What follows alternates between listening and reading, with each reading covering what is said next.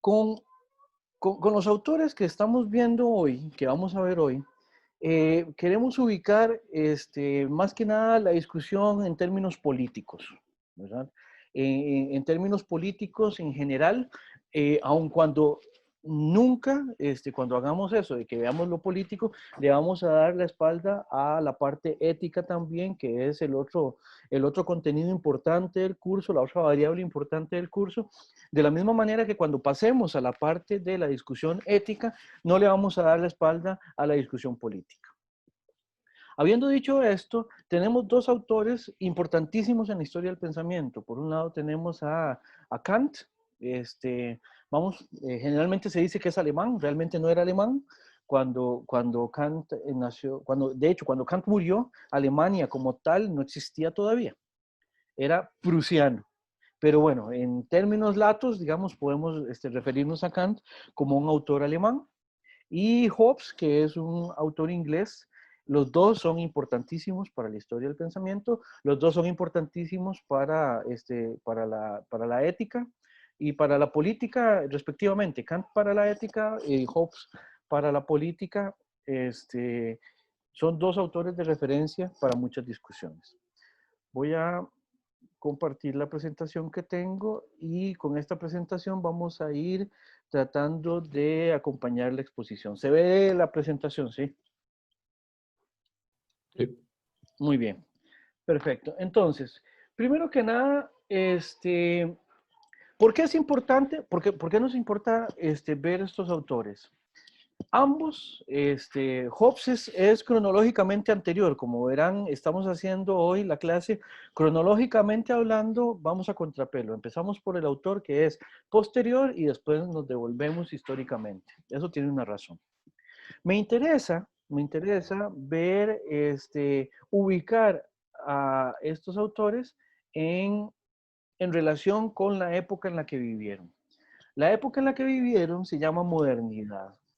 La modernidad es ese periodo histórico que hoy entendemos como el periodo que viene después de la Edad Media, ¿verdad? Es un periodo importantísimo para un montón de cosas, para un montón de avances en las actividades humanas. Y estos dos autores son autores de referencia en este periodo, ¿verdad? Este, es importante ver eh, temas generales, temas generales. La ilustración, que es esta preocupación que tiene Kant en este primer texto que estamos viendo, tiene que ver con la manera en que el conocimiento se convierte en un tema importante en un determinado periodo. En este caso, en la modernidad es importantísimo.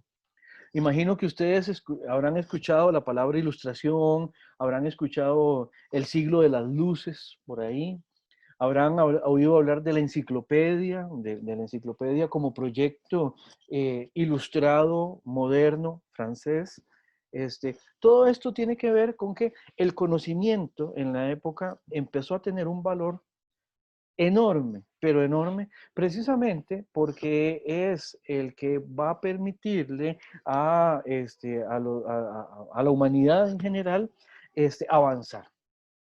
Se entendía en la época que el conocimiento era el que iba a generar el progreso que tanto necesitaba la humanidad.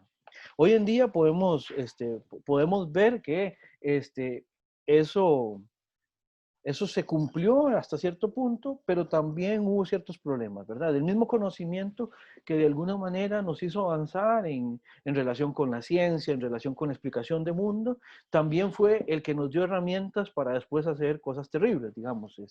La barbarie del siglo XX es un ejemplo, digamos, dos guerras mundiales, tecnología de destrucción masiva, cosas por el estilo. Espero estarme dando a entender. Si tienen alguna pregunta, simplemente me interrumpen, por favor. Nada más encienden su micrófono. Ahora, veamos un poco el contexto del texto de Kant, ¿verdad?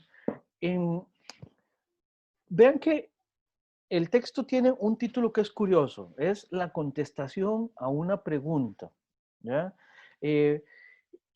Y la pregunta es, ¿qué es la ilustración? Vean que aquí hay algo interesantísimo, que es lo siguiente. Lo primero es que el texto da respuesta a una pregunta que se le hacía a ciertas personalidades del momento. ¿Qué quiere decir esto? Ustedes van a encontrar a varios intelectuales de la época, varios filósofos, varios artistas, a los cuales en un medio de comunicación,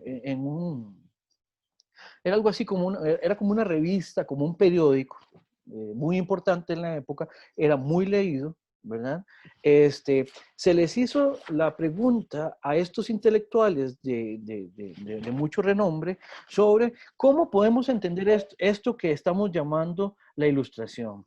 ¿Cómo la podemos explicar? ¿Cómo nos podemos explicar nuestra época? ¿Verdad? Y primero que nada, vean el detalle. Es un medio de comunicación de tirada generalizada, digamos, como un periódico, y ojo la pregunta que está haciendo, ¿verdad? Ya quisiera uno tener ese tipo de periódicos en la actualidad, ¿verdad? Y en nuestro medio, ¿verdad? Lo que se interesaba al medio de comunicación era precisamente profundizar en esta pregunta que era crucial para la época como un todo. Espero estarme dando a entender.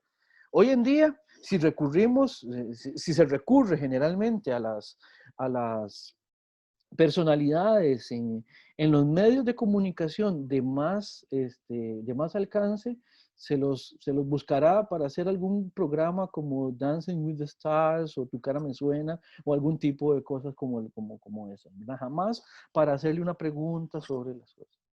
Ahora con la pandemia, pues sí, hemos visto mucho que se llama expertos para que digan, para que hablen y todo esto, pero no es lo habitual, no es lo habitual. Lo habitual no es que a menos de que algo sea noticia, o a menos de que algo sea algo así como un suceso, a una personalidad, a un gran intelectual, no se le está preguntando mucha cosa, ¿verdad? Se le da más voz a otro tipo de mensajes. No sé si me explico, no sé si tienen algún comentario al respecto. Esta respuesta que da Kant es de finales del siglo XVIII. El periodo, vean que Hobbes es de siglo XVII, digamos, Hobbes, la ilustración empieza en siglo XVI, la modernidad empieza en siglo XVI, Hobbes escribe mucho antes que Kant, ¿verdad? Y Kant más bien ya está viendo como el cierre de esto que llamamos esta modernidad, esta ilustración. Vean que esta época, el mismo Kant la define en otro texto como la época de la crítica. Es una época en la que todos los conocimientos que se han ido generando son sujetos, son sometidos a escrutinio. Todo es criticable en la modernidad. Todo lo que se conocía antes era criticable. Y la razón es ese instrumento mediante el cual la vamos a criticar.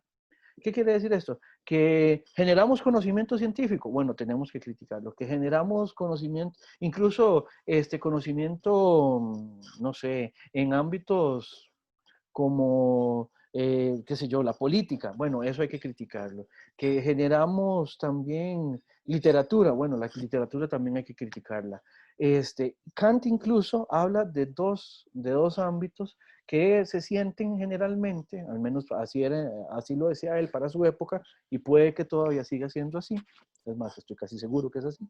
Él decía que hay dos ámbitos en la modernidad que se sienten eximidos de la crítica, y ya le doy la palabra a Andrea, que le levantó la mano. Él dice, por un lado tenemos la religión y por otro lado tenemos al derecho que creen que están eximidos de toda crítica. Bueno, Kant lo que dice es que absolutamente todo es sujeto de crítica. Andrea, tenés la mano levantada. Sí, es que ahí no entendí si es siglo XVIII o siglo Ah, sí, sí. XIX mal escrito. No, dice el siglo XVIII, mal escrito. Se me fue una rayita de más, disculpe. ¿Sí? No, es siglo XVIII al Ok, final. Sí, ok, gracias. ok, perfecto. Lo cambio para subirle la presentación. Obviamente ahorita no lo puedo cambiar. Pero bueno, después cuando les pase la presentación en PDF, va a ir con eso rectificado. Bien, entonces, ahora, en relación con esto, Kant lo que dice es que todo tiene que ser criticable, todo, absolutamente todo ha de ser criticado, ¿verdad? Y eso es una actitud de época, ¿verdad? Y eso es importante para que los individuos también, para que lleguemos a establecer una categoría crucial para la época que va a ser la categoría de sujeto. El sujeto en la modernidad es esta manera que tenemos, esta noción que tenemos para explicar a lo humano, a los seres humanos, ¿verdad? Obviamente, bueno, tenemos que decirlo, por cuestiones del dominio masculino y patriarcal en la época, muchas veces definimos a lo humano como lo masculino, ¿verdad? Ustedes eso lo encontrarán así en el texto, pero hoy podemos revisar eso y ahora vamos a hacer algún tipo de crítica, porque a Kant eso se lo come, digamos. Kant es uno de estos autores donde eso lo vamos a encontrar. Pero el punto es, esta noción de sujeto es la que nos permite explicarnos a nosotros como estos agentes que para quienes va a ser importante el conocimiento y su generación. De hecho, la idea de criticar algo, que ya lo hemos visto en este curso, la idea de revisar los límites de algo es precisamente para poder hacer que esos límites cambien, aunque sea un poquito, ¿verdad? O en el mejor de los casos, si efectivamente revisamos los límites de algo y queremos quedarnos con ese algo tal como está, que sea de manera consciente. Que no sea el hecho de que nos quedemos con las cosas como están solamente porque así han sido.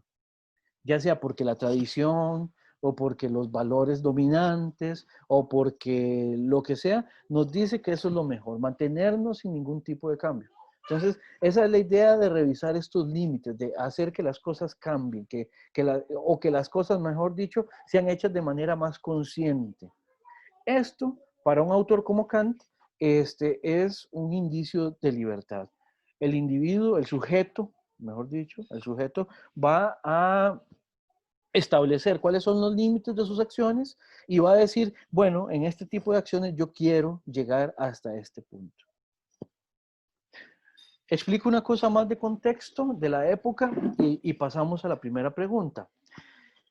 Ilustración, luz, ¿verdad? Siglo de las luces, les Lumière, decían los franceses, ¿ya? Enlightenment, decían los ingleses, ¿verdad? Aufklärung, decían los alemanes, ¿verdad? Todo esto son palabras que indican a una claridad, a una posibilidad de ver más, ¿ya? Ilustración, poner más luz ahí, ¿verdad? Si ustedes lo ven, el escudo de la UCR, yo no sé si fue con ustedes que ya lo habíamos dicho en algún momento, y si no, pues aquí se los digo de nuevo. El escudo de la UCR, ese que dice Lucem Aspicio, ¿verdad? Aspiro, tiendo a la luz. Ese es un dato muy ilustrado. Y la ilustración acá sirve como una metáfora de que mayor luz es mayor conocimiento. ¿Ya? ¿Lo ven? De hecho, si ustedes lo ven, nuestros verbos de conocimiento, nuestros verbos epistemológicos, son muchos verbos que tienen una relación muy cercana con la vista. ¿Ya? Por eso, cuando uno está explicando algo, si quiere preguntar, si entendieron, uno les pregunta si todo está claro. O uno les dice, ¿lo ven? O uno también hace referencias a su explicación. Como vimos anteriormente, como vimos en la clase pasada, esto de ilustrar, de introducir luz a las actividades humanas, tiene ese valor metafórico a propósito de que entre más luz se proyecte sobre algo, más de ese algo se puede ver y por lo tanto más se puede conocer y eso nos deja en una mejor situación a nosotros que conocemos. ¿Se entiende esto? ¿Alguna pregunta? ¿Algún comentario? ¿Todo bien? No, profe, todo claro. Muy bien, qué dicha. Cualquier cosa, ya saben, nada más me detienen.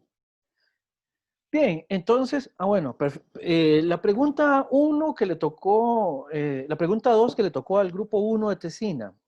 La pregunta dice básicamente, ¿Cómo define Kant ilustración? Entonces, alguien del grupo 1 que sea tan amable. Pero yo, soy. Claro, muy bien, Kant Luis. la define como la ilustración es el abandono de la incapacidad para servirse de sus entendimientos sin verse guiado por algún otro. Muy bien. Nosotros lo que entendimos es que el ser humano se desprende de la dependencia con otros para pensar y hacer uso de su propia inteligencia. Efectivamente, muy bien, Luis, muchas gracias.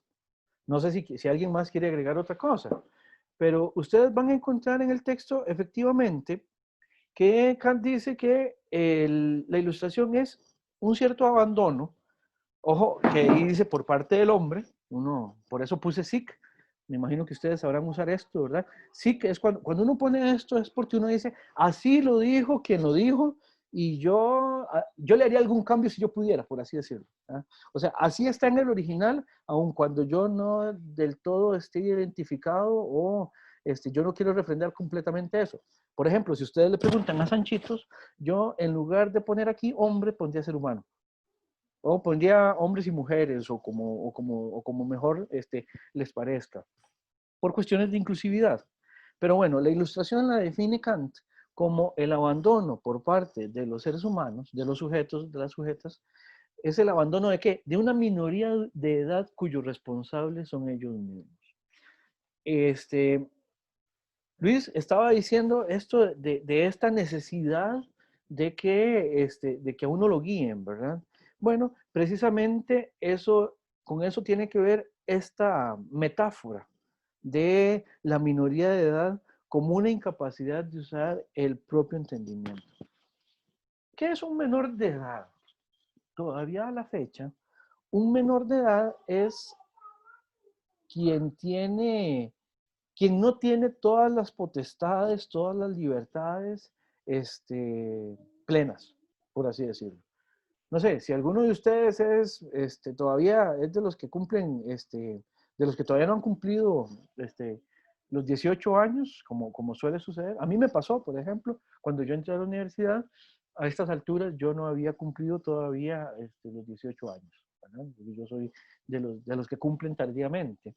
Entonces, a estas alturas, si hay alguno en el grupo o alguna en el grupo que tiene 17 años, como suele pasar, bueno, todavía no son ciudadanos, todavía son menores de edad. Eso lo que quiere decir es que en algunas cosas todavía son dependientes, incluso en términos legales, de otros. Ahora, en el caso de Kant, Kant también habla de una cierta culpabilidad. Efectivamente, María Laura dice no es ciudadana, es correcto, no es ciudadana, todavía no.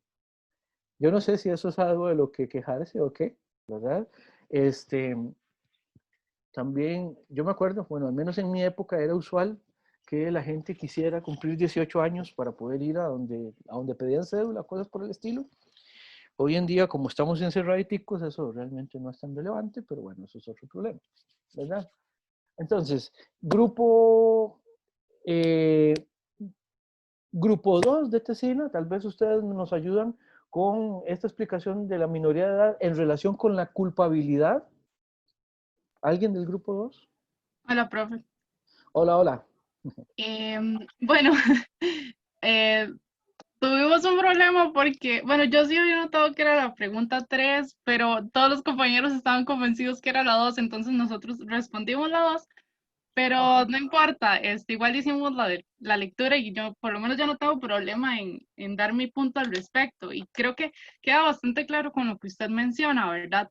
De que esa metáfora es casi como una analogía, ¿verdad? Compara esa minoría de edad con esa como incapacidad de representarse física y legalmente con una minoría de edad o una incapacidad intelectual de pensar por sí mismo. O tal vez no pensar de como sí mismo, sino más bien como decía Kant, que el lema, de la ilustración es por acá lo tengo. El valor de servirse del propio entendimiento. Uh-huh. O sea, poder como pensar por sí mismo, poder entender, por uno libre de sus prejuicios y pues por esa libertad que de hecho cuando yo leí ambas lecturas, la de Kant y la de Hobbes, me hizo recordar mucho un ensayo que se llama Dos conceptos de libertad, de Isaiah Berlin. No sé si lo ha leído, profe, en algún momento. Ajá, que me parece pues excelente, ¿verdad? Y lo relaciono mucho justamente a esa ilustración, digamos, como esta ilustración que nos habla Kant con ese ciclo de libertad positiva y libertad negativa en la que esa ilustración podría compararse a ese poder efectivo que adquiere la persona de lograr lo que necesita o lo que se propone, hablando en cuestión de pensamiento y raciocinio, en la libertad positiva, en no tener ese, El impedimento. no tener ese impedimento. Correcto. Ahora, nada más, ¿y a qué se referiría con esta noción culpabilidad? Una cierta culpa en relación con esa minoría de edad.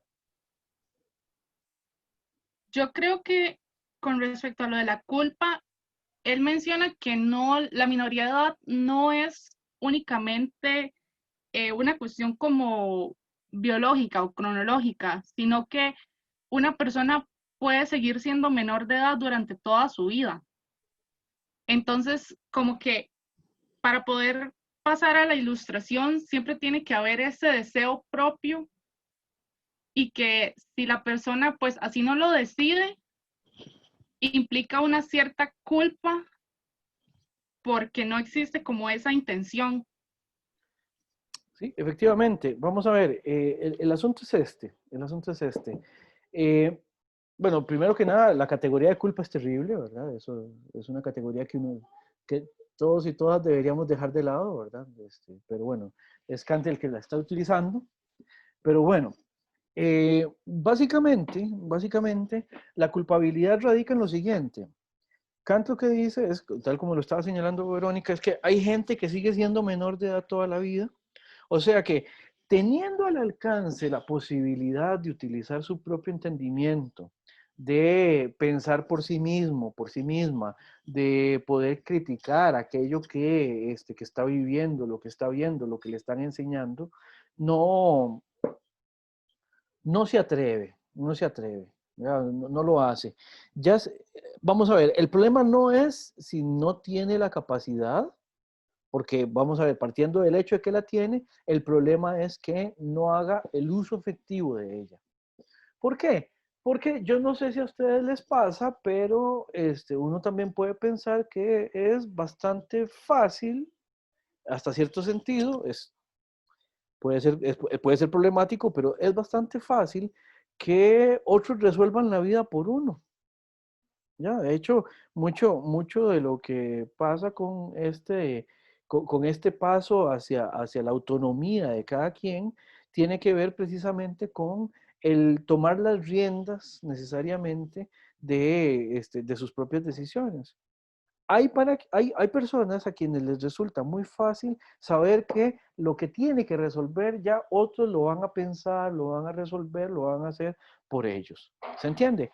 Y esa es la culpabilidad de la que Kant nos está hablando. Es culpable quien teniendo la capacidad, no toma la iniciativa de pensar, de pensar y de resolver sus problemas por sí mismo. Por eso, este otro lema también, cuando Verónica mencionaba lo del lema de la ilustración, pensé por ahí que ahora iba a mencionar el sapere aude. Sapere aude, esto está en latín, esto significa atrévete a saber, atrévete a tener conocimiento, ¿verdad? Y eso es importante para la modernidad. Es como, por así decirlo, es la actitud que de mejor manera define lo que la modernidad es, desde el punto de vista del conocimiento. De manera de cómo explicamos a los sujetos que intervienen en el conocimiento y en todos los ámbitos humanos. Tengo una manita de Sisi. Buenos días. Hola, Sí, Sisi. yo soy de ese grupo y me gustaría añadir ahí en lo de la minoría de edad, Ajá. que también hay como una idea en que se niega una posibilidad de tener un criterio propio y que no se ve como la ciudadanía independiente desde el momento en que nace, sino como libres de pensamiento, pero hasta la mayoría de edad. Claro, claro, porque es completamente arbitrario que alguien simplemente sea reconocido a partir de, no sé, simplemente hay que esperar que la canica le dé una vuelta más al sol. Eso es completamente arbitrario. Hay mucha gente que tiene a sus tempranos años mucho mejor criterio que lo que puede tener una persona con mucho tiempo de estar viviendo. Entonces, efectivamente. Ahora, la metáfora, tal como la explica Kant, tiene un problema, pero también hay que reconocer otra cosa. Tiene el problema de que parte del hecho de que precisamente, o sea, vamos a ver, hay como un problema en tener pocos años, digamos. Obviamente esta es una explicación que tiende a ser adultocéntrica.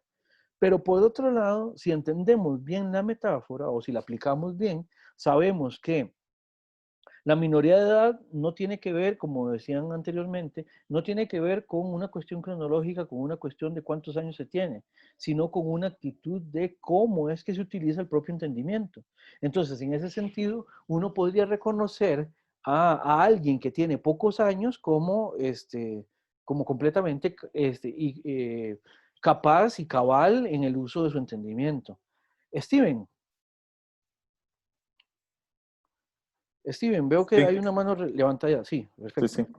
No, lo que quería agregar, es con esto que usted dice de, pues, de la metáfora de la minoría de edad.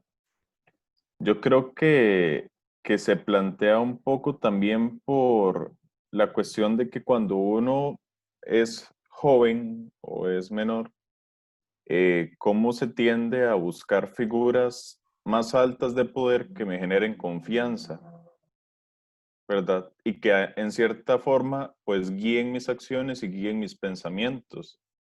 Por ejemplo, cuando uno está, pues, pequeño, nuestra guía moral de valores y demás, pues es nuestra familia, puede ser el catecismo, puede ser la escuela, ¿verdad? Y que muchas veces son estas instituciones o entes superiores que ejercen, pues, o que nos configuran.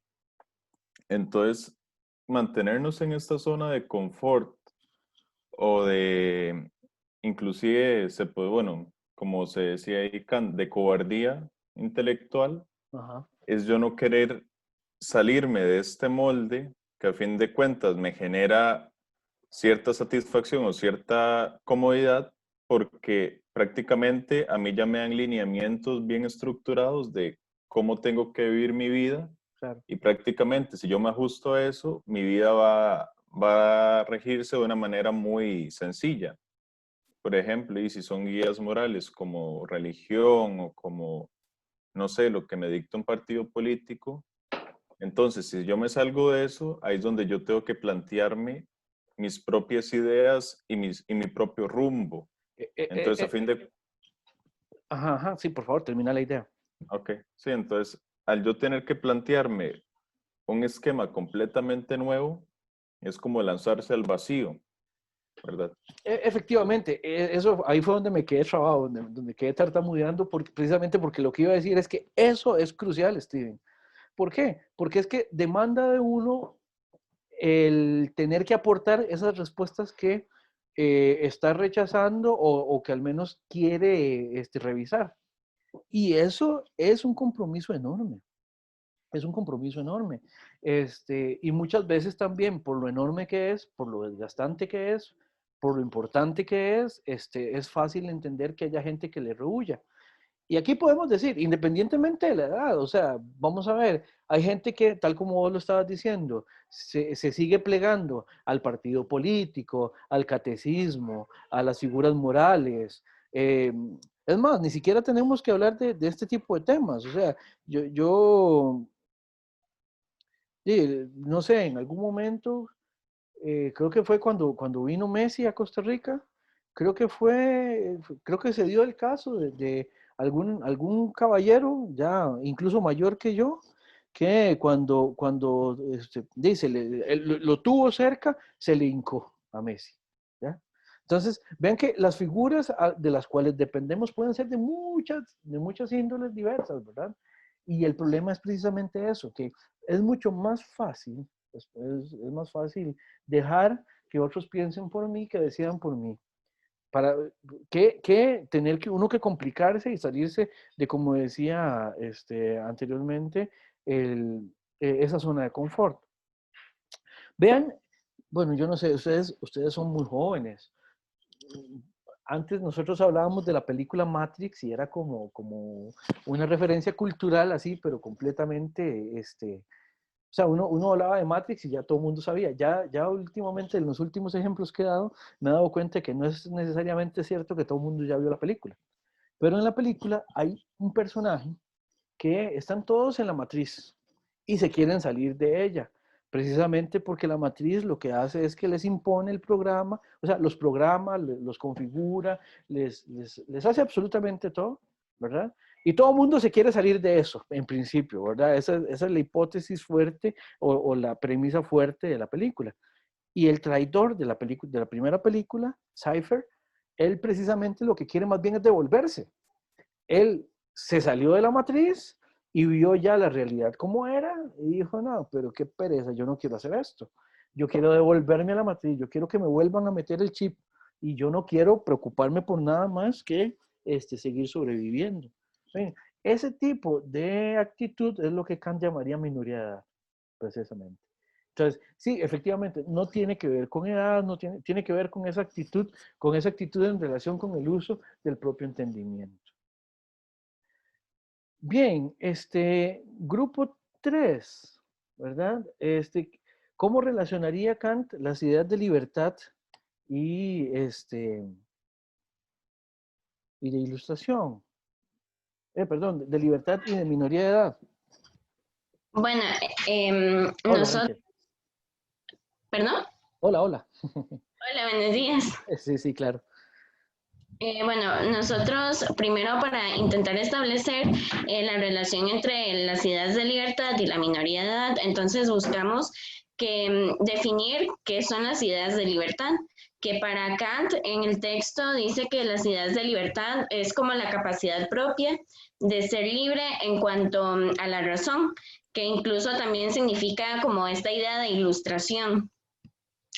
Y la minoría de edad, que significa la incapacidad que tiene un humano de tener su propio entendimiento, como lo hablaban anteriormente, que es las ideas que se poseen, es como extraídas de algo o influidas en alguien. Ajá. Entonces, estas ideas se tratan de una relación antagónica, básicamente, que por un lado se tiene la capacidad de razonar y por otra no, que es básicamente lo que define esta relación, que primero en la minoría de edad no se tiene la capacidad de pensar propiamente y en las ideas de libertad ya se comienza a tener como esa actitud de intentar pensar por sí mismo. Claro. No, buenísimo, claro. En Kant, bueno, no sé si tenían algo algo que agregar, Rachel, o eso era. Bueno, creo que eso sería. Perfecto, perfecto. Muchas gracias. Aquí el asunto es que Kant habla de que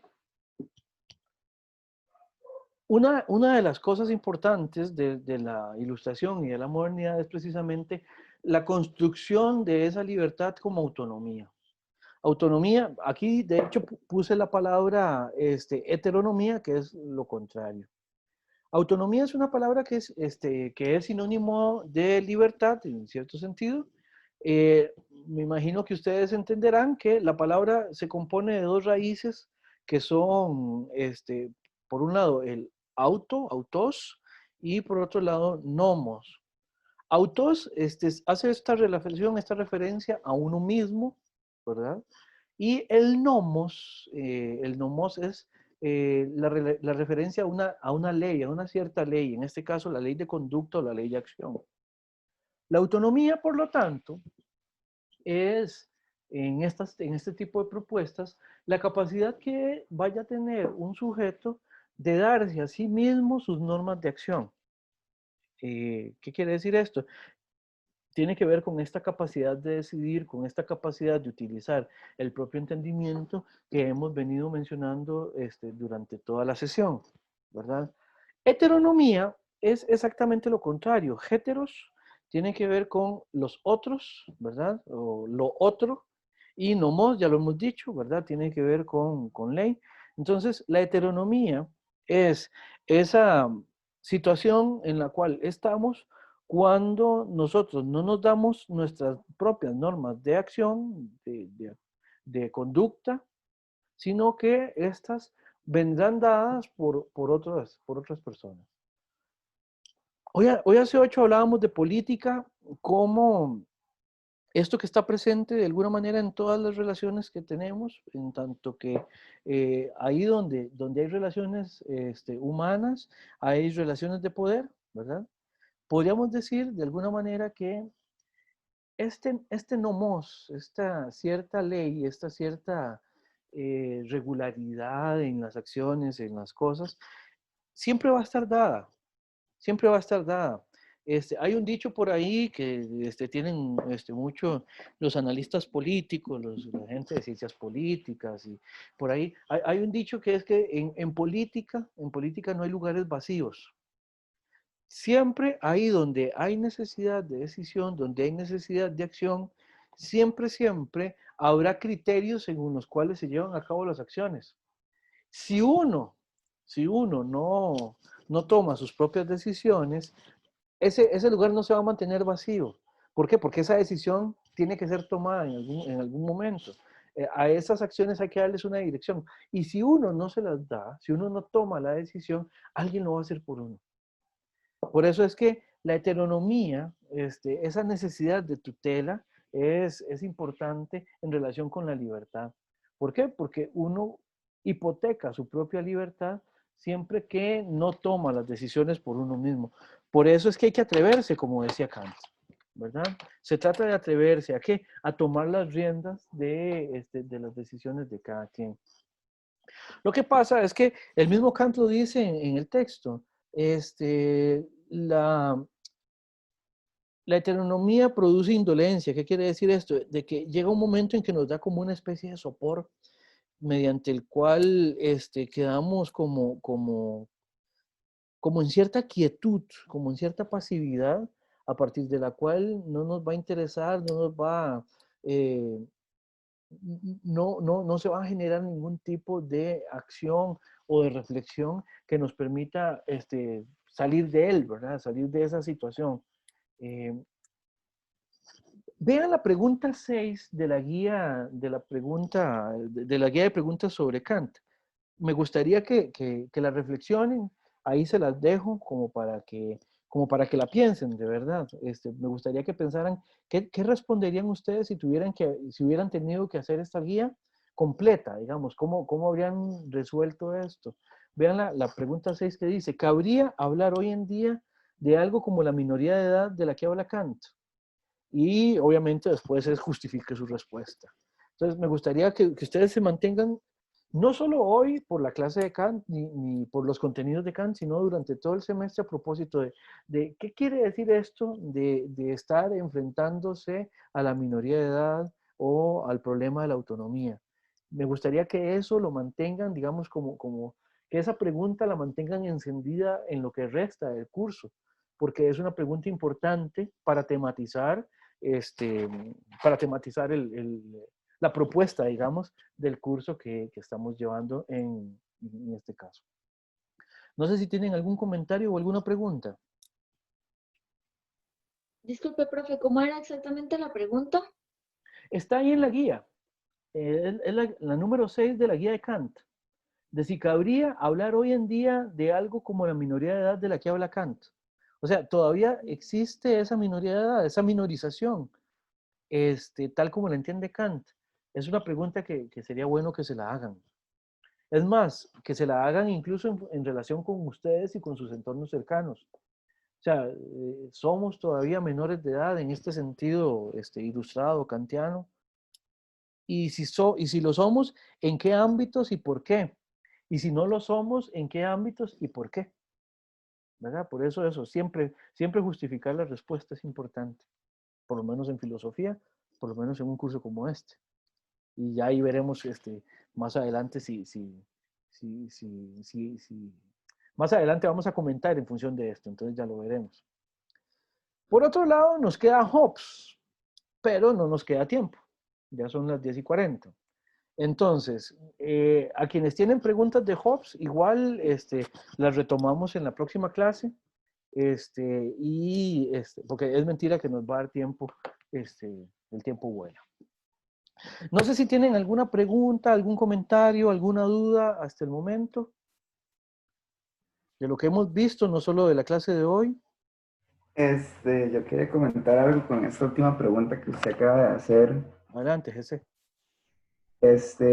Bueno, me recordó, de hecho nosotros nos lo volvieron a poner en este grupo en específico, la novela de José Saramago, ¿Sí? Un ensayo sobre la ceguera, esta Ajá, última claro. pregunta, porque digamos, la gente pues pierde todo, entonces ahí como que se ve el valor de que realmente lo que todos vemos como la ropa y las clases sociales en una situación como esa que se vive en la novela realmente no valen mucho. Entonces, como partiendo de todo este sistema económico que se implanta, creo que en la actualidad, pues, a pesar de que tenemos muchas libertades, realmente esas libertades también han ayudado a gente a como implantar semillas de usted ocupa esto como necesidades que realmente no existen y que vivimos también muy cegados ante esta situación de como consumismo más que todo, y esta parte de minoría de edad me hizo recordar toda esta situación. Comprendo. Si esto te llama la atención por ese tipo de temas, creo que Marcuse te va a gustar bastante. Cuando lleguemos a Marcuse, ahí lo vamos a seguir comentando, porque de hecho se trata precisamente de ese tipo de variables y de preguntas en general. Entonces, fíjese, efectivamente ahí volveremos sobre este tema. Lo podemos dejar ahí marinando como para retomarlo en cuando lleguemos a Marcuse en la segunda unidad del curso. ¿Alguna otra pregunta o comentario que quieran hacer?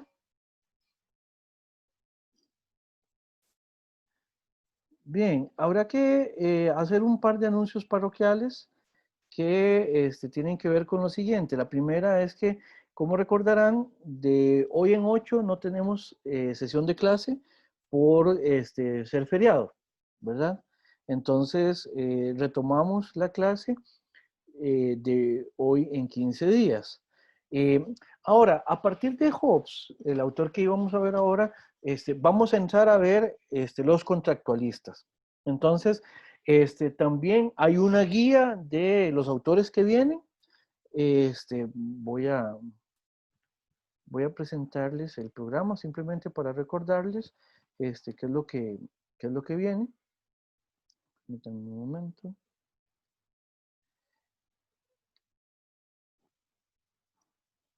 Muy bien. Porque lo que hacemos para la próxima clase es retomamos Hobbes, ¿verdad? Estas preguntas que hicimos hoy sobre Hobbes, y lo que hacemos es que seguimos con el autor que viene.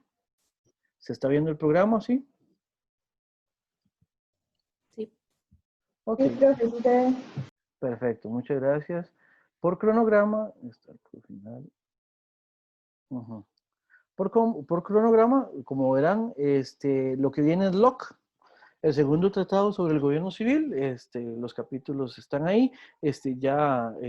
Voy a subir el material para que lo tengan. Y junto con Locke, junto con el material de Locke, voy a subir una guía de preguntas. Ahora sí, va a ser una guía muy similar a las que vimos hoy. Esas sí tendrían que resolverlas completas en grupo. ¿Se entiende? Y junto con el material y con la guía, les voy a poner también una carpeta a donde ustedes puedan subir las respuestas que como grupo van a realizar. De hecho, con el trabajo de hoy, les pediría, ahora voy a hacer una carpetita para que puedan subir, sería como para que suban un parrafito con lo que trabajaron hoy y con los nombres de quienes lo trabajaron. Independientemente, por ejemplo, el grupo 2, que la pregunta que hizo, no importa, no importa cuál haya sido, entonces como para que suban un documento por grupo, ahí ustedes se ponen de acuerdo de quién lo sube. Andrea.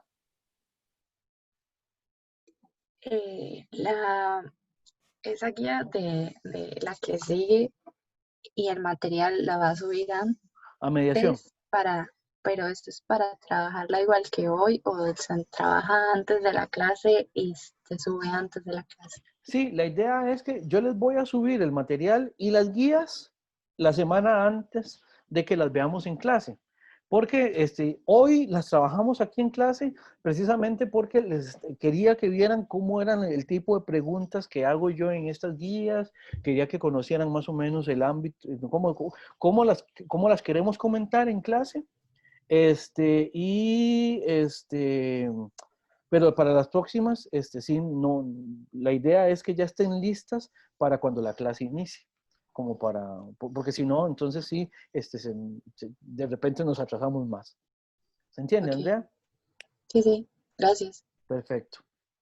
Bien, a menos que tengan alguna otra pregunta o alguna... bueno, lo que les decía, por favor, entonces voy a hacer la carpeta para que suban el trabajito que hicieron hoy. Es solo un parrafito, un par de parrafitos a lo sumo, con la respuesta puntual que hicieron, ya sea de Kant o de Hobbes.